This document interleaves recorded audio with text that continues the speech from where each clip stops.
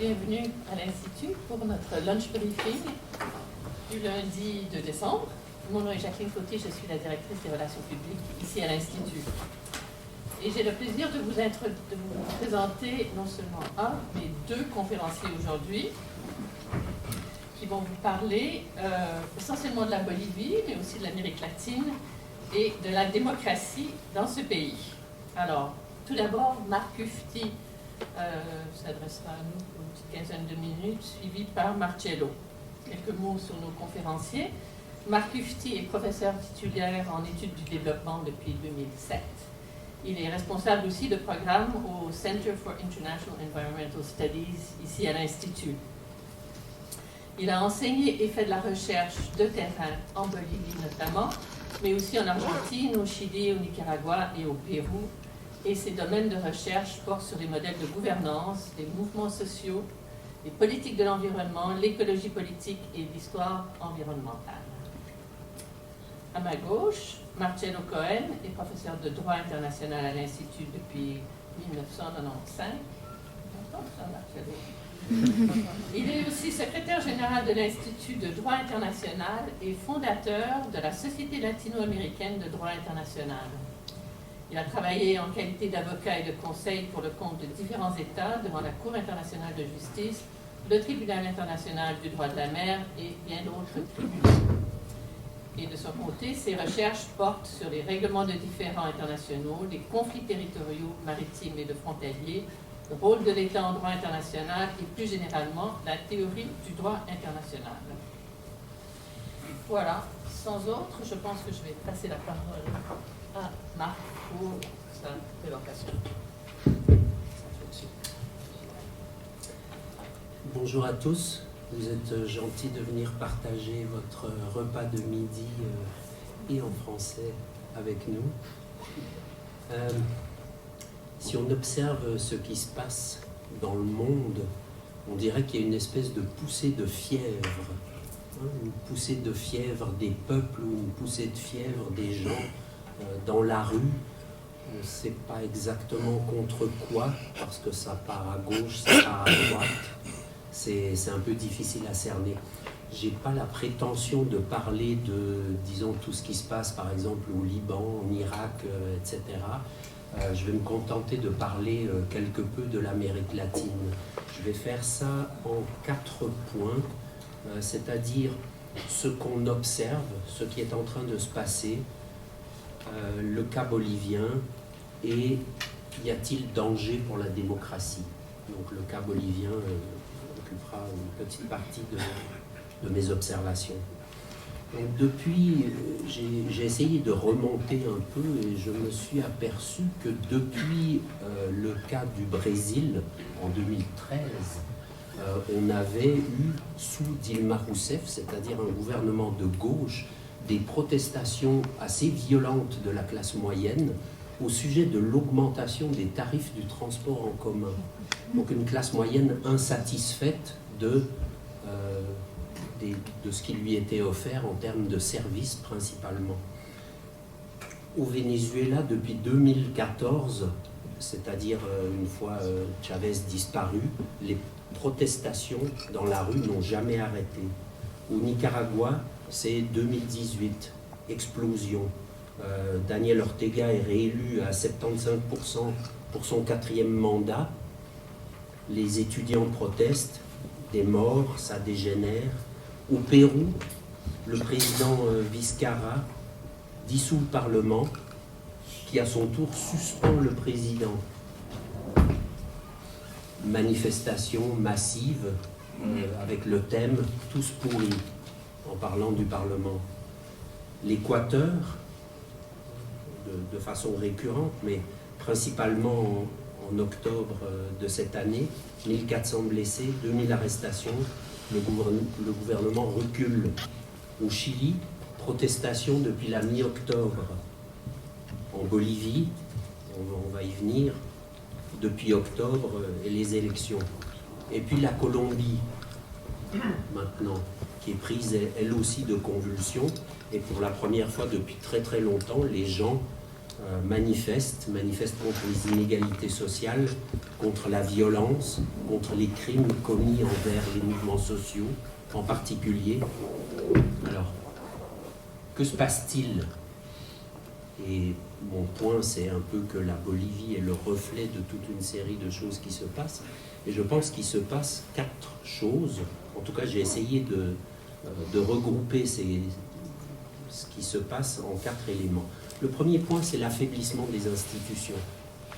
Le second, la conjoncture économique, bien sûr.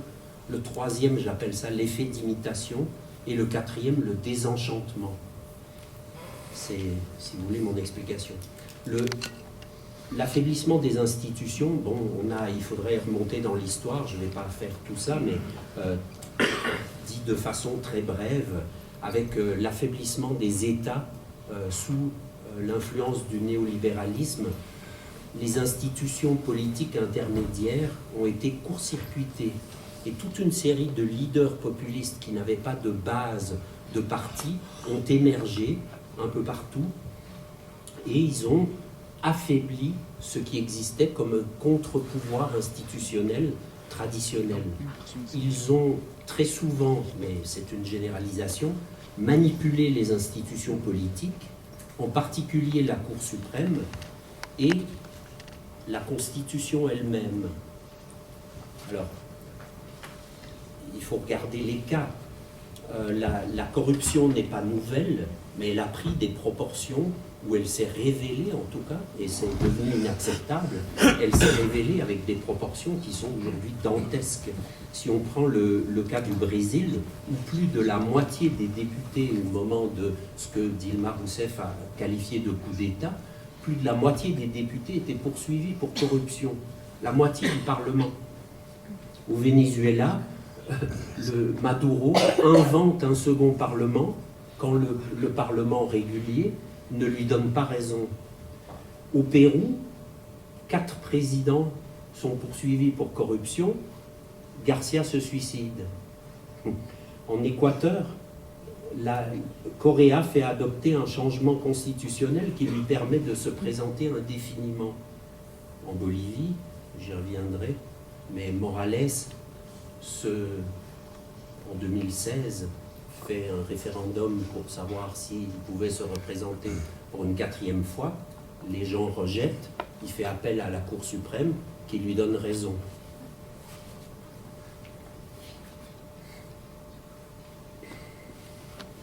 Donc, manipulation des institutions. Deuxièmement, conjoncture économique. L'Amérique latine est retournée vers l'exportation des matières premières.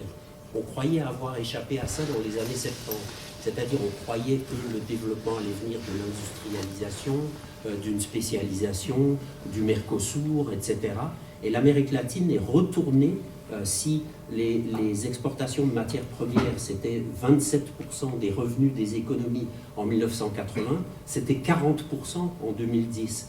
Bien sûr, lié à la Chine et à la croissance de l'économie mondiale, mais on revient dans une situation de vulnérabilité qui était celle d'avant les années 80.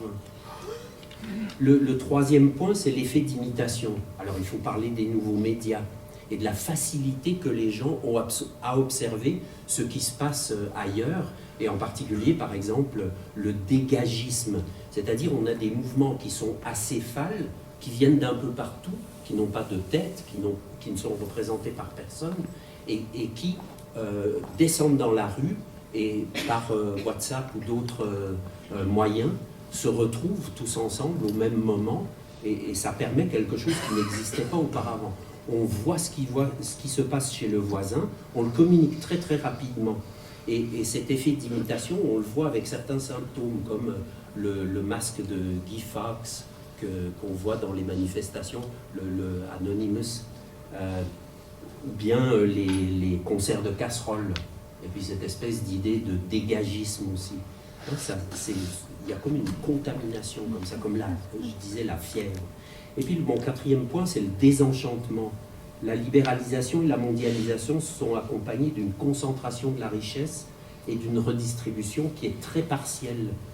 Et elle est insuffisante pour les classes moyennes. Les classes moyennes attendent depuis longtemps une amélioration des conditions.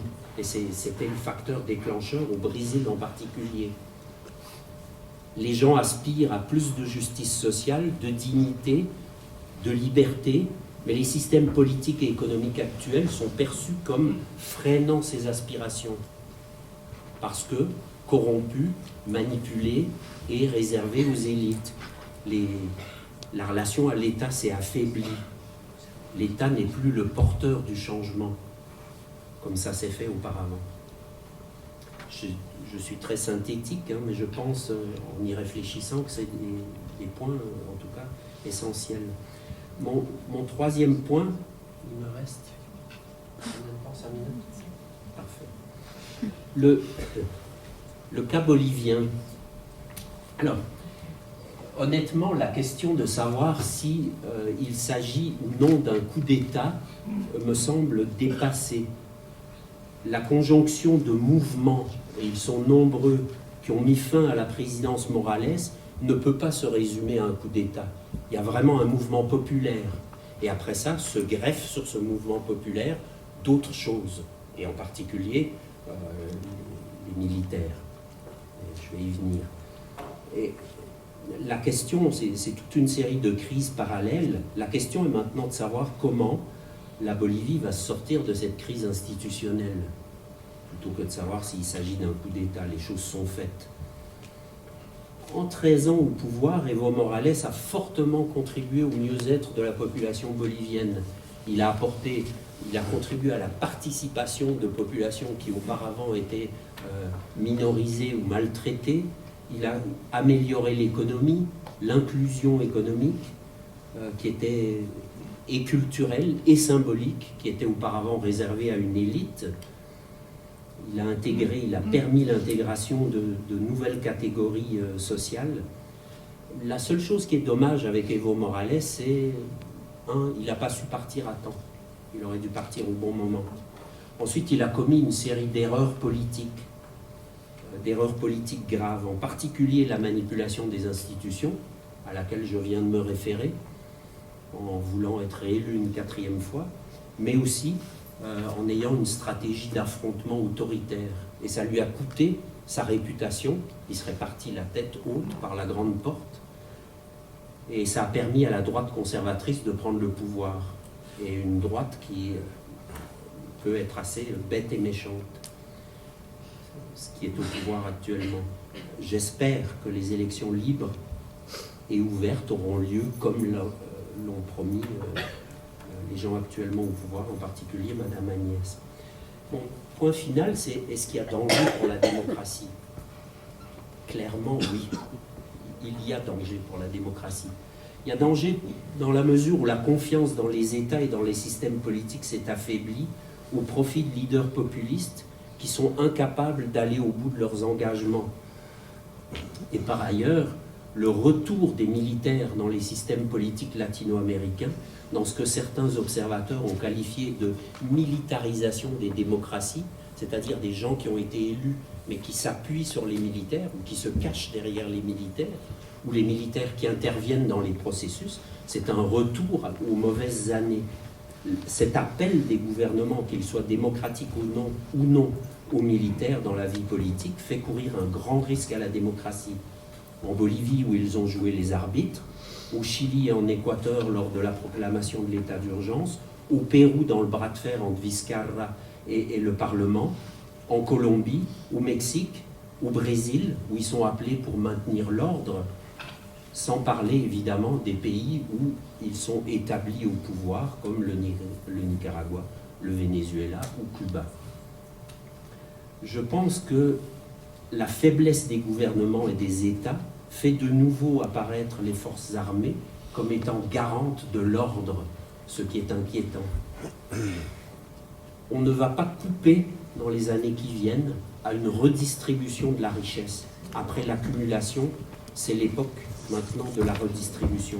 Et les riches des pays d'Amérique du Sud, comme d'ailleurs, devraient entendre la rue. Et pour recréer ce lien de confiance entre les peuples et les États, ça va passer par une redistribution. Voilà. Merci. Merci beaucoup, Marc. Marc, tu merci beaucoup. Bonjour à tous et à toutes. C'est un plaisir de partager cette table avec mon collègue et ami Marc Petit. C'est toujours intéressant quand on n'est pas d'accord, quand il y a deux personnes qui sont d'accord sur l'ensemble des questions, il n'y a pas beaucoup d'intérêt. Donc, je vais commencer par être en désaccord avec Marc sur son passage assez rapide sur la question de savoir s'il y a eu un coup d'État ou pas en Bolivie. La question n'est pas du tout dépassée, à mon avis, cher Marc. Et c'est pourquoi je vais commencer par cette question. Je vais focaliser mon analyse sur les cas boliviens. Mais quand même, je veux dire que je suis d'accord avec Marc sur un certain nombre de choses, et tout particulièrement avec sa conclusion, parce que c'est aussi la mienne. Est-ce qu'il y a un danger pour la démocratie en Amérique latine? Ma réponse est, comme la sienne, oui. Et je vais expliquer cela très brièvement. Mais je pense qu'il y a des images qui valent mieux que 1000 mots, et vous avez l'image devant vous. Donc, vous savez, Madame Jeanine Agnès, qui est investie des attributs présidentiels partis par des militaires. Est-ce un coup d'État, oui ou non? Qu'est-ce que c'est qu'un coup d'État et pourquoi c'est important de se fixer sur cette question? Donc, si on imagine qu'un coup d'État est un renversement violent d'un gouvernement par des moyens qui ne sont pas prescrits par l'ordre constitutionnel, ma réponse est oui, il y a eu un coup d'État en Bolivie. Et puis, bon, quand même, nous sommes en Europe, il y a un mot qui était très à la mode, malheureusement, en Amérique latine, c'est putsch. Alors, quand ce coup d'État est le produit de l'intervention des forces armées, on parle d'un putsch, et on le dit dans toutes les langues,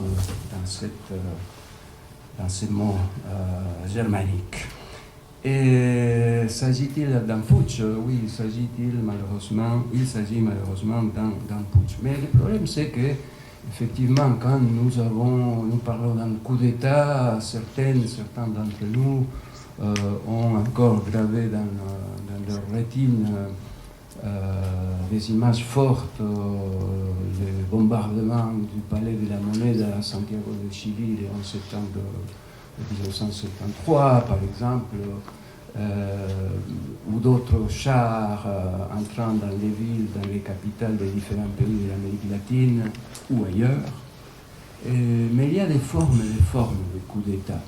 Il y a ces formes extrêmes qui sont bien connues, mais il y a des formes plus subtiles. Et d'ailleurs, ce qui s'est passé en Bolivie n'est pas quelque chose de très original, je dois dire. Quand j'ai vu ce qui s'est passé, cela m'a rappelé, non pas parce que j'ai vécu cela, en fait, c'était tout petit, mais en 1962, en Argentine, il y a eu beaucoup de coups d'État. Et en 1962, il y a eu un coup d'État militaire, les forces armées qui sortent dans la rue et qui renversent le gouvernement du président Frondizi parce qu'il y a eu des élections que les péronistes avaient gagnées. Et les péronistes, à l'époque, d'ailleurs, c'était avec un autre nom parce que le nom péroniste était proscrit.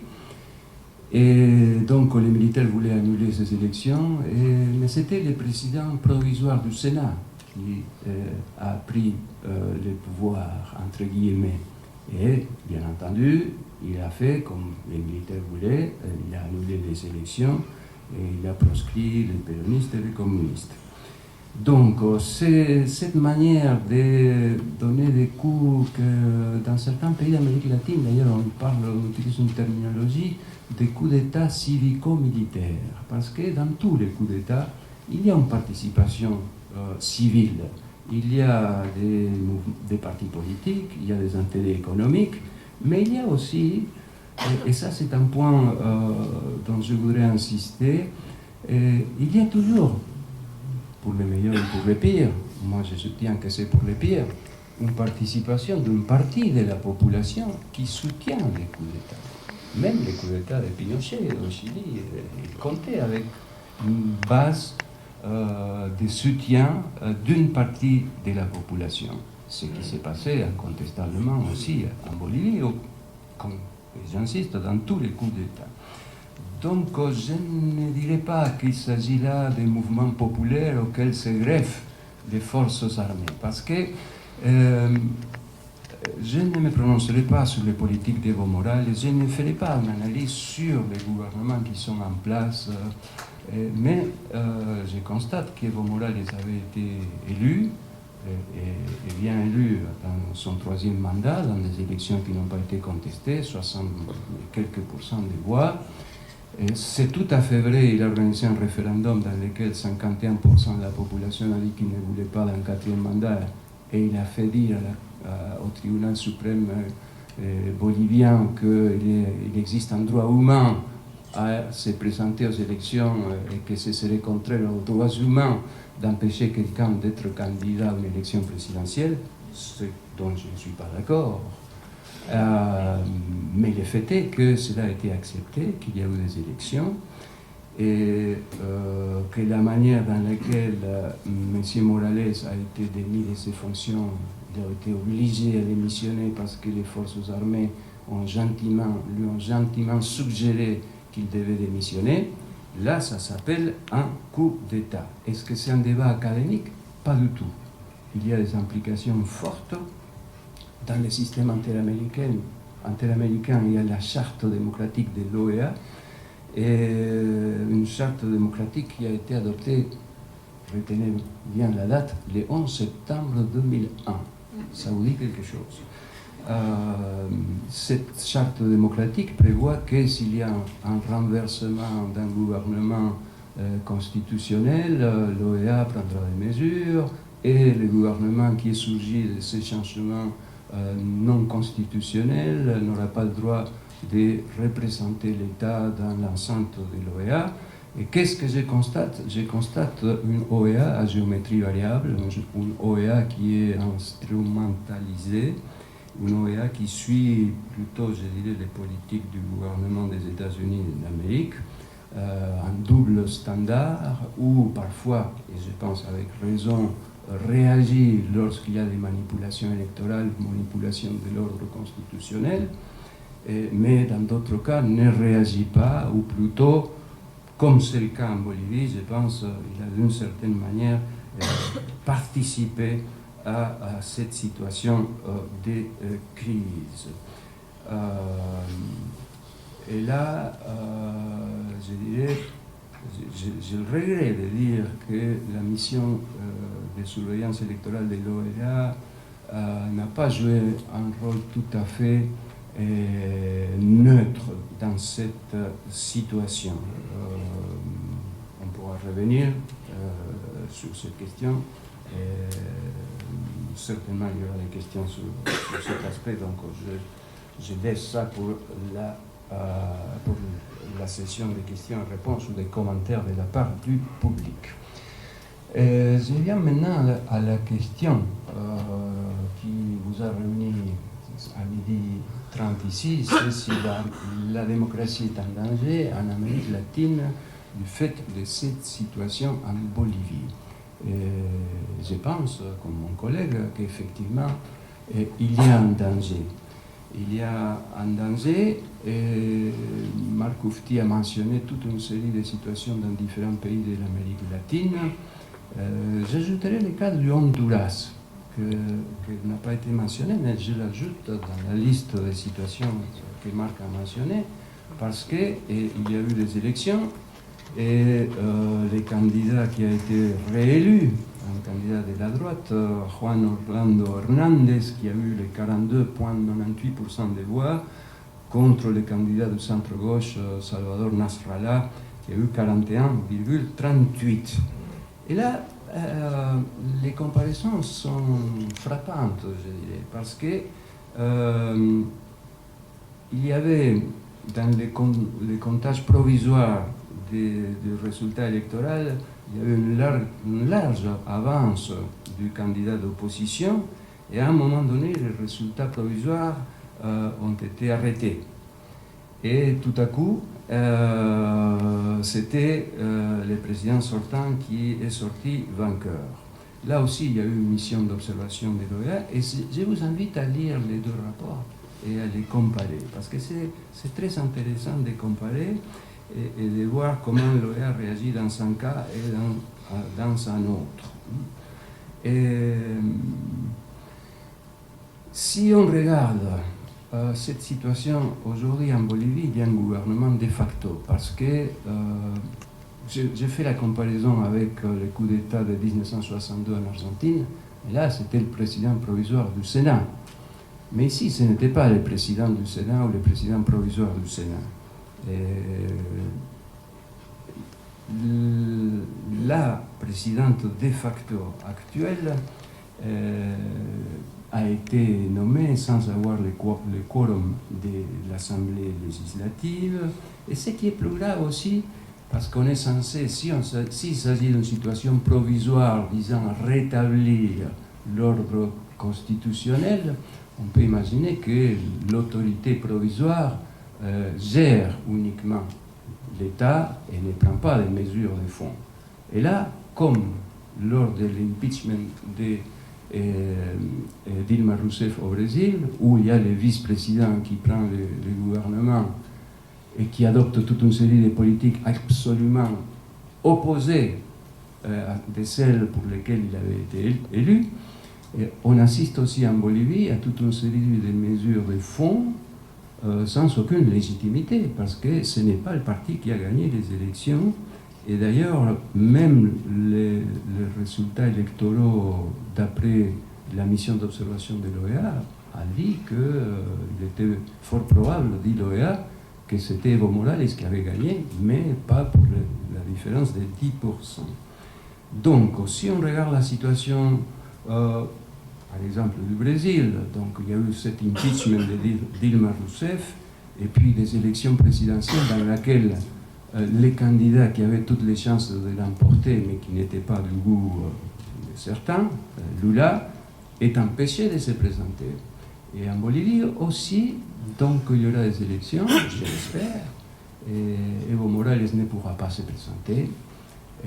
J'estime qu'il fallait respecter le résultat du référendum et que cette décision de la Cour constitutionnelle bolivienne, qui d'ailleurs avait été entériné par Luis Almagro, le secrétaire général de l'OEA, mais qui après a changé d'avis, apparemment. Et il avait dit que c'était un droit humain d'être candidat aux élections. Après, il a changé d'avis. Moi, j'estime que c'est absurde d'essayer de justifier par le biais des droits humains cette situation. Mais le fait est que tout le monde a accepté cette situation et qu'il y a eu des élections et que les partis d'opposition avaient accepté le fait qu'Evo Morales pouvait être candidat. Donc voilà, je vois que je dois m'arrêter en ce moment. Ah, 3 minutes. C'est sympa. Alors, pourquoi il y a un danger donc pour la démocratie? Tout d'abord, parce qu'on voit ce qu'on croyait déjà quelque chose qui appartenait à l'histoire. On voit de nouveau les forces armées intervenir dans les processus politiques des États latino-américains. Et c'est ça la question, c'est que les forces armées ne doivent pas intervenir dans les processus politiques de n'importe quel État. Par ailleurs, ce n'est pas le rôle des forces armées qui ont un rôle qui concerne l'État dans son ensemble et pas de participer dans les processus politiques. C'est-à-dire qu'il y a ce danger de vouloir produire des changements politiques par des moyens violents. Et dans les années 60, dans les années 70 du XXe siècle, il y avait un débat au sein des gauches latino-américaines sur les différentes voies pour produire les changements révolutionnaires, disait-il à l'époque. Et en même temps, il y avait, dans la même période, les soutiens des droites latino-américaines au coup d'État. Donc, il y avait cette tentation à la violence. Et ma crainte, c'est effectivement que on renouvelle avec cette tentation de produire des changements politiques par des moyens violents. Le deuxième danger, c'est le rôle de l'OEA. C'est une OEA qui, comme je l'ai dit tout à l'heure, applique un double standard. L'attitude du secrétaire général de l'OEA, à mon avis, elle est lamentable. Elle rappelle les pires époques de l'OEA dans les années 60, et ce qui est d'autant plus remarquable que c'était un ancien ministre des Affaires étrangères d'un gouvernement de gauche en Uruguay. Et donc il y a un rôle, je dirais, déstabilisateur de l'OEA qui est très, très préoccupant. Et donc, sur ce constat, à mon avis, je m'arrête et Bravo et merci. Merci.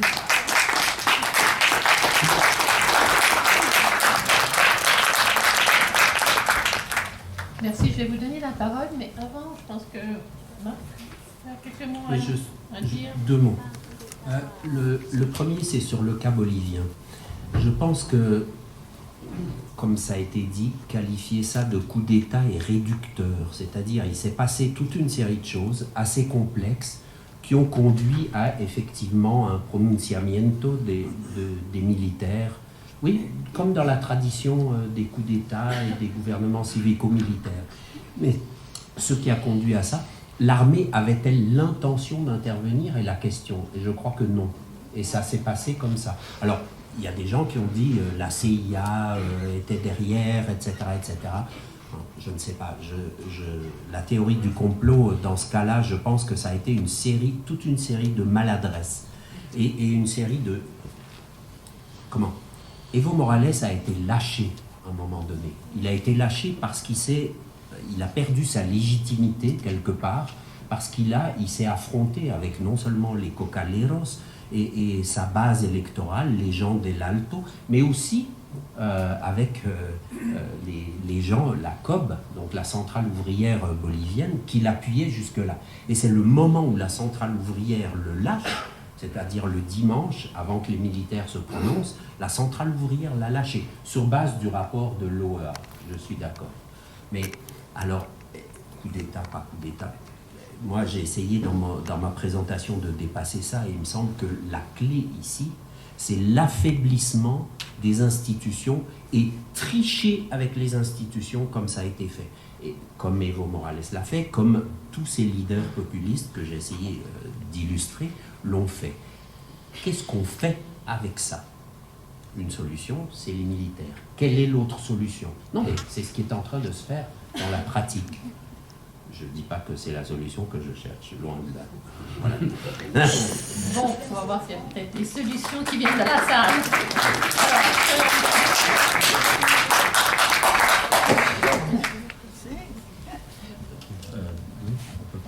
Merci. Trois questions là. Pour la fois, brièvement Très rapidement, merci à l'Institut de professeurs pour cette explication. Sur Ricardo, l'ancien ambassadeur de la Bolivie à Londres et à Genève. Et il ne s'agit pas d'être d'accord ou pas d'accord. Je respecte les positions de deux personnes, de deux professeurs, mais je pense que, professeur Cohen, vous avez oublié de citer un certain nombre de faits. Je crois que pour une discussion, pour une analyse, on va le faire maintenant, il y a trop peu de temps, il faut considérer certains faits, n'est-ce pas? Et là, déjà, vous avez mis l'accent sur 3 points. 1, l'intervention de l'armée. 2, le gouvernement est un gouvernement de facto. Et 3, la OEA. Mais si on parle des faits, on ne va pas développer, mais il faudrait comparer la position de la OEA avec celle du Parlement européen, n'est-ce pas? Que vous connaissez très bien. Et deuxième chose, les militaires ont été passifs, je crois, jusqu'au dernier moment. Les militaires, si l'on peut dire, ils ont appuyé le gouvernement jusqu'à la dernière minute. Ne serait-ce que ce week-end, il y a des nouvelles qui sont sorties, effectivement, comme quoi, quel était le rôle des militaires.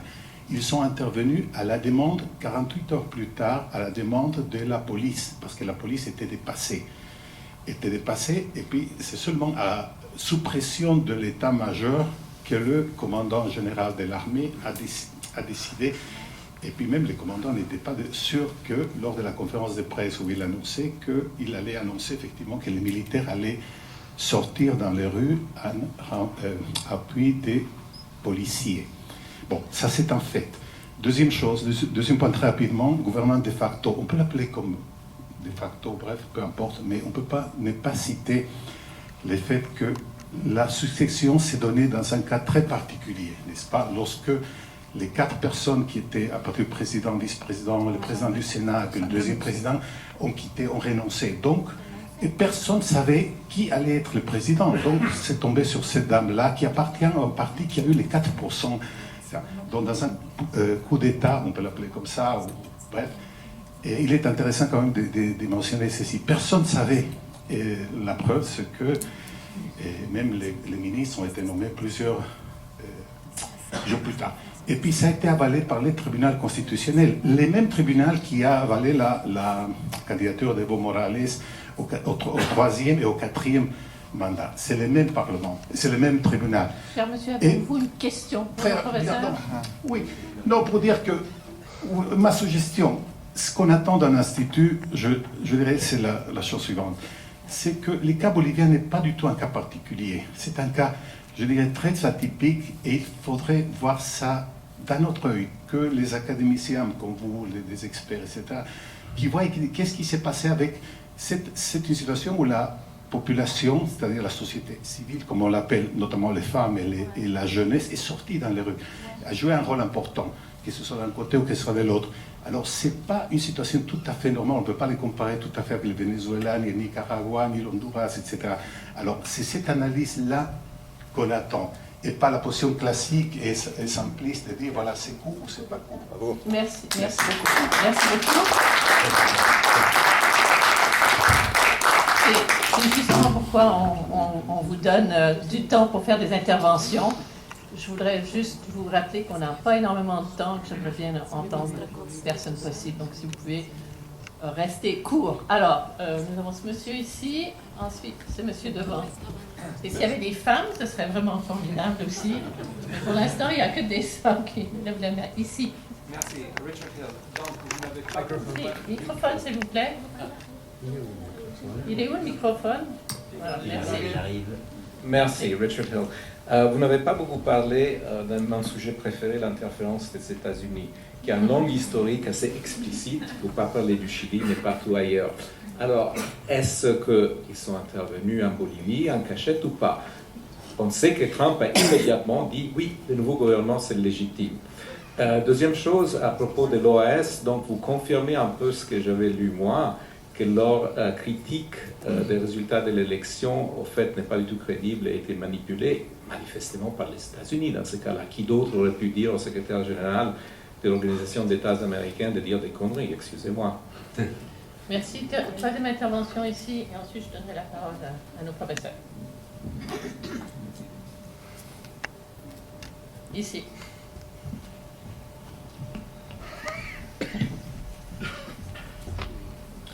Oui, merci. Je voulais d'abord dire que je suis très déçu par la deuxième présentation parce que je trouve qu'il y a d'abord une absence totale de définition de coup d'État, mais il y a quand même la conclusion qu'il y a eu un coup d'État. Donc, sur le plan méthodologique, vous m'avez déçu. Je ne sais pas qu'est-ce qui est un coup d'État pour vous. Et l'exemple de l'Argentine ne correspond pas du tout à ce qui s'est passé en Bolivie non plus. Cela dit, si on va parler des coups d'État en tant que rupture de l'ordre constitutionnel, la première rupture de l'ordre constitutionnel a été faite par Evo Morales, qui n'a pas respecté la propre constitution et qui a voulu forcer les lois et qui a manipulé les institutions pour rester au pouvoir plus de 14 ans. Il voulait rester jusqu'à 2025. Alors, si c'est un coup d'État, la rupture de l'ordre constitutionnel, ce qui est pour moi en réalité la définition la plus proche, c'est Evo Morales qui aurait donné le coup d'État au départ. Ensuite, je crois qu'il y a un autre problème qui est peut-être un peu plus délicat, c'est la manipulation des images et le choix délibéré de certains moments, des fractions, pour donner une impression des réalités. La photo que nous avons en face est un exemple. Vous n'êtes pas sans savoir que la dame qui a été élue en suivant l'ordre constitutionnel, parce qu'elle n'a pas choisi, elle ne l'attendait pas, on est allé la chercher. Elle n'a pas été proclamée présidente par les militaires, contrairement à l'image que vous me montrez là.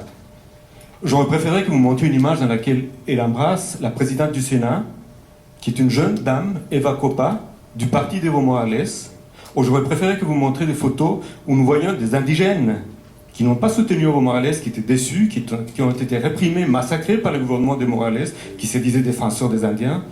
J'aurais préféré que vous montriez des images de gens qui ont subi des incendies terribles dans l'Amazonie bolivienne et qui étaient derrière cette dame et qui l'ont soutenue. Alors, parler de coup d'État lorsqu'il y a un soulèvement populaire qui demande le respect des institutions me semble un contresens. Moi, je dirais, sur le plan méthodologique, ou je vous le suggère en tout cas, sur un autre plan, d'une autre manière, est-ce qu'il n'y a pas plutôt un superavit de démocratie en Bolivie? Non pas un déficit, mais un superavit. Merci. Merci beaucoup, monsieur.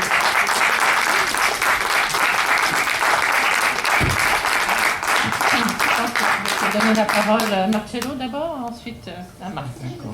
Si tu veux prendre soit les questions une par une, ou il y en a plusieurs, Oui. commentaires qui se... Je commence par la dernière interpellation. Je laisse de côté le ton. J'ai commencé mon exposé en donnant une définition de ce que je croyais un coup d'État. Vous ne l'aimez pas, c'est votre droit. Je constate aussi que dans la salle, il y a ceux qui soutiennent une partie de l'opinion publique bolivienne et ceux qui soutiennent... Très bien, c'est pas mon problème. Moi, je ne suis pas là pour faire la politique bolivienne. C'est pas mon intention. Mon intention, c'est de défendre le processus démocratique et de critiquer, de mon point de vue, tout simplement, qui n'est que le mien, l'intervention des forces armées dans le processus politique de l'Amérique latine. C'est mon seul point de vue. Mais trop approximatif, c'est ça le problème. Écoutez, attendez, s'il vous plaît, restez tranquille, je vous ai écouté, il faut rester calme, il faut écouter et il faut apprendre à écouter. Être honnête aussi. Écoutez, monsieur, Si vous croyez que je suis malhonnête, bon, c'est votre point de La vue. photo derrière vous est éloquente. monsieur, Oui, c'est moi répondre. Faites-moi sortir. s'il vous plaît. Non, on ne va Non, pas faire non, sortir non, qui que ce surtout soit. pas. Ce monsieur Moi, va je suis- très bien Attendez. compris. Laissez-moi Je vous continuer. donnerai la parole tout à l'heure, s'il vous plaît. Pouvez-vous juste lui laisser... Moi, je respecte les différentes approches et les différentes interprétations. Donc, monsieur, vous estimez qu'il y a eu un soulèvement populaire, vous estimez que le premier qui a rompu l'ordre constitutionnel en Bolivie a été Evo Morales. Moi, j'ai dit ce que j'ai pensé sur la 4e réélection d'Evo Morales et j'étais absolument clair. J'ai même critiqué le point de vue du tribunal constitutionnel. Apparemment, quand le tribunal constitutionnel soutient la dame qui est derrière moi, vous êtes content, et quand le tribunal constitutionnel soutient Evo Morales, vous n'êtes pas content. Moi, je ne suis pas content du tout dans les deux cas, tout simplement. Parce que ma position, c'est de ne pas prendre parti en fonction des intérêts politiques particuliers, monsieur. C'est tout simplement mon point de vue. Donc, Peut-être la question Bravo, américaine. bravo. non, il ne faut pas dire bravo, non, on n'est pas là, ce n'est pas, ici on n'est pas, on n'est pas dans une enceinte où on discute des positions politiques des uns des autres. Certains seraient étonnés de mon point de vue politique sur certaines questions relatives à la Bolivie ou relatives à d'autres pays. Moi, j'insiste sur la question de la non-intervention des militaires dans les processus politiques. C'est tout. Question des États-Unis. La question de l'intervention des États-Unis. Bon, on connaît la réaction de M. Trump, qui a défendu l'intervention de l'OEA et qui a défendu le fait, il a exprimé sa joie du fait que M. Evo Morales était démis du pouvoir. Et je pense aussi que c'est un autre élément qui commence à être préoccupant dans la situation de l'Amérique latine, un certain interventionnisme américain dans la vie politique des États latino-américains. La question enfin, il n'y avait pas de question, c'était l'intervention, je dirais, de l'ancien ambassadeur de la Bolivie, qui aussi, il a son point de vue, et moi je respecte ce point de vue. Je ne pense pas, je l'ai dit aussi, dans tous les mouvements militaires, les pronunciamientos, comme dit mon collègue, ou les coups d'État, ou les putsch, il y a un soutien, il y a une participation. Il y a eu des répressions en Bolivie Si, il y a eu des répressions. Il y a eu aussi des intimidations et des incendies qui ont poussé les membres du gouvernement à quitter leurs fonctions. Oui, il y a eu. Maintenant, vous dites des deux côtés. Je m'en réjouis parce que vous avez mentionné seulement un côté. Moi, j'ai mentionné les deux. Allez, s'il vous plaît, je suis en train de parler, je vais vous écouter, écoutez-moi un petit moment. Alors, il ne faut pas oublier, je ne pense pas que M. Morales et ses ministres, que les présidents ou vice-présidents des chambres ont soudainement, par hasard, ils se sont rendus compte qu'ils n'avaient plus le soutien populaire et ils sont partis. De deux choses l'une, ou bien ils l'ont fait, et c'est tout à leur honneur, selon la position que certains défendent, ou bien ils ont été poussés à les faire. Et donc, il faut regarder les choses. Moi, je vous invite tout simplement à tous et à toutes, quelle que soit votre position politique relative à la Bolivie, à avoir une vision qui permette de voir les deux choses, à ne pas regarder de l'œil gauche uniquement ou de l'œil droite. Regardez tout ce qui se passe et prenez position sur la base de cette réalité. Mais je m'arrête. Peut-être que Marc aurait quelque chose qui viendrait. Très brièvement, ça, les tensions dans la salle me rappellent les années 80. Mais ça confirme ce que je disais au sujet d'une espèce de fièvre. Il se passe quelque chose. Alors la question, c'est comment est-ce qu'on interprète ce qui est en train de se passer? Quel est le signal qui est donné et quelle est la solution à ce qui est en train de se passer? Et pour moi, ça va clairement dans la faiblesse des institutions, qui est liée à quelque chose de très profond, qui est le changement de l'économie, la mondialisation et les présidents qui viennent de nulle part, un peu partout, qui ont surgi comme ça et qui manipulent les institutions. C'est pas le cas d'Evo Morales, bien sûr, mais qui manipulent les institutions à leur gré. Et ça, c'est le danger. Voilà, je vais prendre 3 autres interventions. S'il vous plaît, restez court. Je sais que je vous ai dit oui, mais je vais d'abord, monsieur, s'il vous plaît, ici, ensuite vous, et ensuite la dame qui filme. Juste si vous pouvez dire votre nom. Merci. Bonjour, Alfonso Julio. J'ai quelques commentaires. D'abord, le premier pour M. Ufti. Dans votre conclusion, vous avez indiqué qu'actuellement, il y a un gouvernement de droite bête et méchante. Là, je vous contredis parce qu'un gouvernement qui inclut parmi ses ministres des gens qui viennent des populations qu'on appelle indigènes ne peut pas être une droite bête et méchante. Et même dans le gouvernement d'Evo Morales, il n'y a pas eu des gens qui venaient des peuples indigènes, pour commencer. Deuxièmement, monsieur, vous, en votre qualité d'intellectuel, vous devriez être plus neutre dans votre étude, parce que prendre parti en disant que c'est vraiment un coup d'État, ce n'est pas le cas. Le coup d'État, comme quelqu'un l'a dit, a été fait déjà en 2016 du côté d'Evo Morales. Donc, on attendait un peu plus de neutralité dans vos analyses. Merci. Merci. Monsieur, ici tout au bout. Je vais juste donner votre nom et restez bref. Un peu plus bref, merci. 3 minutes. mieux. Rebonjour, puisqu'on s'est déjà regardé en tout cas. Je m'appelle Lucas, je suis suisse-bolivien et je suis qu'un simple musicien, je ne suis spécialiste de rien, je n'ai pas de posture particulière. Et je vous vois cabotiner depuis le début là, sur votre chaise, et ça me fait penser beaucoup à ce que beaucoup de Boliviens vivent en ce moment, c'est-à-dire une forme de mépris d'une certaine classe d'Amérique latine, beaucoup d'Argentins d'ailleurs, qui viennent d'une manière assez étrange s'ingérer dans la vie bolivienne en donnant leur avis. Il y a très peu de voix boliviennes en fait, il y a très peu de gens boliviens qui parlent. Il y a beaucoup de spécialistes, moi je vois à la télévision française, à la télévision anglo-saxonne, beaucoup de gens qui ne sont pas de Bolivie. Et c'est assez dérangeant. C'était une petite parenthèse. Maintenant je vais juste, pas vous une question, mais faire une petite précision qui me paraît essentielle par rapport à la réflexion complotiste du monsieur assis là. J'ai été pas mal attentif justement à voir comment ça se passait dans les médias. Et il y a un réel soutien d'Evo Morales.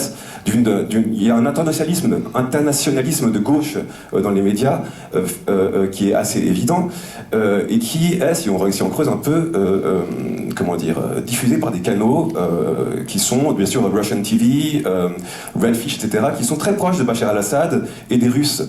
Et donc ça me paraît assez malhonnête de ne pas relever cela, parce que je crois que justement, et on voit beaucoup de correspondances dans le traitement des informations avec, une forme de... On ne parle jamais vraiment de la Bolivie, on ne parle que d'Evo Morales. Et ce que je voulais juste faire, c'était juste attirer votre attention sur ce fait-là, de crier à la CIA, etc. Ça me paraît être non seulement pas constructif, mais assez méprisant envers les Boliviens qui se sont de manière majoritaire mobilisés durant ce changement, qui je l'espère le mieux possible. Je précise que je ne suis pas du tout pour Agnès, je n'aime pas du tout Camacho, je ne suis pas du tout de droite, ni d'extrême droite, etc. Je méprise terriblement certaines droites de Santa Cruz, si vous connaissez peut-être un peu la Bolivie, parce qu'on a très peu parlé de la Bolivie, on a très peu contextualisé la Bolivie. J'ai l'impression qu'on parle d'une partie d'échec, en fait, dans le fond, mais on ne parle pas vraiment de la Bolivie. Et c'est peut-être aussi le défaut de cette position géopolitique de spécialiste, d'intellectuel que vous avez. Et on parle quand même d'un pays qui est énorme, avec des millions de personnes, et voilà. Donc je voulais un peu rappeler ces choses-là, en tant que Bolivien. Merci beaucoup. Je rappelle quand même que le titre, c'était Bolivie, Amérique latine, et que le propos de la discussion... Il y avait quand même Bolivie. Bien sûr, mais que le propos de la discussion, c'était d'élargir sur l'Amérique latine. Oui. Voilà. Madame? Oui, bonjour, mon nom est Maya Cormanbeuf. Je voulais juste revenir sur le titre, justement, par rapport à cette démocratie. Que ce soit ou pas un coup d'État, maintenant, la question est de savoir est-ce qu'on peut aller aux élections dans cette situation actuelle d'un gouvernement où on voit qu'il y a eu quand même beaucoup de massacres, de répression, d'intimidation. Est-ce que, concrètement, est-ce que les droits humains ont été respectés durant ce gouvernement intérim ou de facto. Donc voilà, quelles sont les bases maintenant pour pouvoir aller aux élections dans ce contexte actuel? Merci. Merci pour la question. Voilà. Marc, peut-être que tu veux réagir d'abord? Je reconnais que sur la droite bête et méchante, c'est une opinion, mais quand même...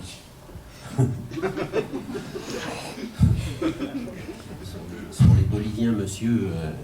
mais on n'a pas de spécialiste bolivien de la Bolivie. On a des gens comme moi. Oui, non, Canadien. Qui ont travaillé des années en Bolivie. C'est tout à votre honneur. Bien.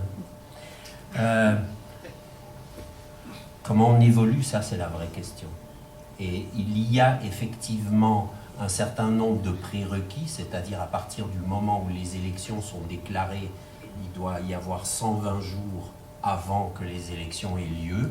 Donc elles auront lieu probablement au plus tôt au printemps, quelque part par là. Et il faut surtout qu'il y ait un accord, c'est-à-dire, rappelez-vous, le MAS est encore dominant au Parlement bolivien. Donc il faut que le MAS soit d'accord avec le déclenchement des élections. Donc il faut qu'il y ait un compromis. Et là, Evo Morales a l'air disposé à faire ce compromis. Mais il faut quand même qu'il y ait un compromis. Et je pense quand même qu'après tout, la Bolivie est un pays...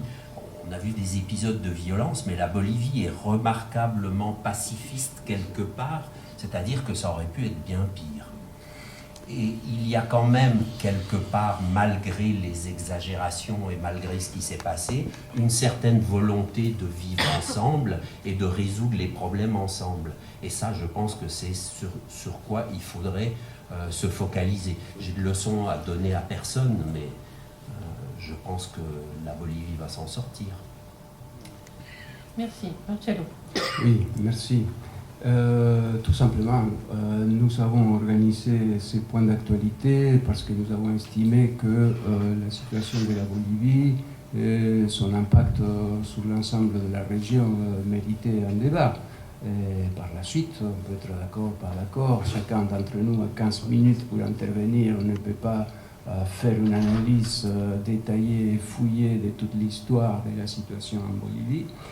Mais tout simplement, on a examiné les événements récents. Et je laisse pour votre jugement. Si vous estimez, monsieur, que je ne suis pas neutre, que je dois être neutre parce que je développe une activité intellectuelle, on pourrait parler beaucoup de la neutralité dans les sciences sociales, mais ce n'est pas le but de notre séance. Par la suite, je constate que le président Morales avait été élu avec 64% des voix jusqu'au 20 janvier 2020 et qu'on est le 2 décembre 2019. Donc, vous pouvez me contredire si vous estimez que il a été démissionné, il est parti, il a renoncé. Laissez-moi parler, je vous ai entendu. Il est parti, d'après l'article 70 de la Constitution bolivienne, je pense que la démission du président doit se faire devant l'Assemblée législative plurinationale. Et je constate que ça n'a pas été le cas. Et je constate aussi, je l'ai dit, dites-moi si je me trompe, mais j'ai l'impression qu'il y a une situation un peu de force par laquelle M. Morales a dû quitter les pouvoirs. Par la suite, et je réponds à la question concrète, parce qu'il y a eu une question concrète dans les interventions, c'était celle de savoir que va-t-il se passer avec les élections qui doivent être organisées incessamment. J'exprime mon souci sur les caractères tout à fait démocratiques, neutres que les institutions doivent jouer lorsqu'elles organisent des élections présidentielles, etc. etc. Je peux vous critiquer beaucoup d'élections qui ont eu lieu non seulement en Bolivie, mais dans d'autres pays d'Amérique latine, dans lesquels les partis au pouvoir exercent un rôle qui n'est pas celui qui correspond pour que les élections soient vraiment démocratiques. Je constate que la situation aujourd'hui du parti aujourd'hui majoritaire, qui est le MAS, est préoccupante. Est-ce qu'il va être en pied d'égalité avec les autres? J'exprime mon souci du fait des intimidations, du fait des accusations de terrorisme. Moi, j'ai vécu en Argentine. Je suis argentin, monsieur. On parle de la Bolivie. Je suis argentin. Oui, j'ai bien compris. J'ai le droit aussi de parler du fait que je suis argentin. Cela ne m'empêche pas de parler du reste du monde. Oui, je l'ai fait, monsieur. Je parle. Monsieur, s'il vous plaît, si vous voulez me faire un commentaire sur la situation politique en Argentine, je vous le ferai avec beaucoup d'intérêt. Je ne me permettrai pas, monsieur. Écoutez, monsieur, je l'ai fait. Alors, je parle sur la Bolivie et je revendique le droit de parler sur la Bolivie. Si ça vous plaît, ça vous plaît. Si ça vous plaît pas, c'est une évidence. Je regrette. Bon, alors... Non, je me sens insulté. Vous n'êtes pas insulté, cher monsieur. C'est terriblement insultant pour un Bolivien de voir l'arrogance des Argentins qui viennent m'expliquer qu'ils peuvent parler de la Bolivie. Oh là là!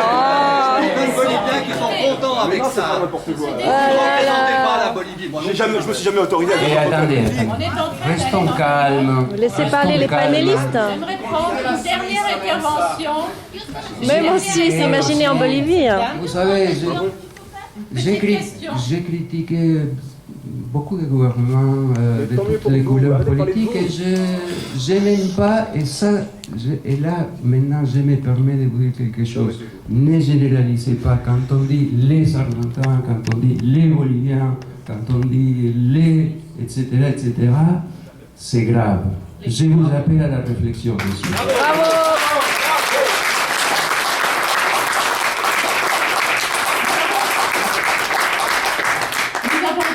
Une dernière question. Et juste une question, c'est que j'ai vu que les deux vous parlez de la fin du mouvement qui a commencé avec 21 ans. Le micro, s'il vous plaît. S'il te plaît. Juste, vous montrez sa photo et vous parlez de la fin d'un mouvement qui a commencé 21. C'est un mouvement pacifique des Boliviens qui sont sortis dans la rue pendant 21 jours. Pourquoi vous ne parlez pas de ça? D'accord, merci beaucoup. J'ai rien à dire là-dessus, on prend plutôt une autre question. Une question là. On prend plutôt une autre question. On a déjà... On a parlé, on a dit qu'il y a eu des mouvements, mon collègue et moi-même nous avons parlé. J'ai dit que tout mouvement tout mouvement militaire a aussi une partie de soutien populaire ou vice-versa, et que parfois une chose s'enjambe avec l'autre. On a parlé même des coups d'État civico-militaires, on a parlé. Merci. Alors, dernière question. Il y a une femme bolivienne. Voilà, Il y a une femme bolivienne ici. Avec, une femme bolivienne. Voilà, et vous pouvez juste donner votre nom, s'il vous plaît. Alors, bonjour d'abord, et merci beaucoup pour cette occasion que vous me donnez. Je vais seulement témoigner de ce que moi-même j'ai vécu il y a 25 ans. Je suis bolivienne, j'avais fait des études en Europe, je suis rentrée à mon pays à faire ma profession, mais de la nuit au jour, j'ai tout perdu parce que j'étais menacée par le gouvernement à l'époque. Et quand vous êtes menacé pour votre vie, vous oubliez tout et vous devez partir pour sauver votre vie si vous avez des enfants. C'est ce que j'ai vécu personnellement, moi, dans mon cher pays, il y a 25 ans. Et maintenant, si tous ces gens sont partis, inclus Evo Morales et tous les autres gens, parce qu'ils ont été intimidés, on a les preuves, madame, on a les preuves, monsieur. Ils ont été sous la pistolet, et jusqu'à maintenant, il y a des personnes qui sont en train de disparaître, de perdre des vies, on a des vies, on a des... Maintenant, les médias sont... Tout de suite, on peut le voir. Il y a des filmations au droit qui sont arrivées tout de suite. Et personne ne peut nier ça. Merci. Merci beaucoup pour ce témoignage. Malheureusement, nous sommes obligés de terminer. Il est passé 1h30. Je crois que mes deux collègues seront ici si vous avez des interventions à faire. Occupez avec eux. Merci à tout le monde.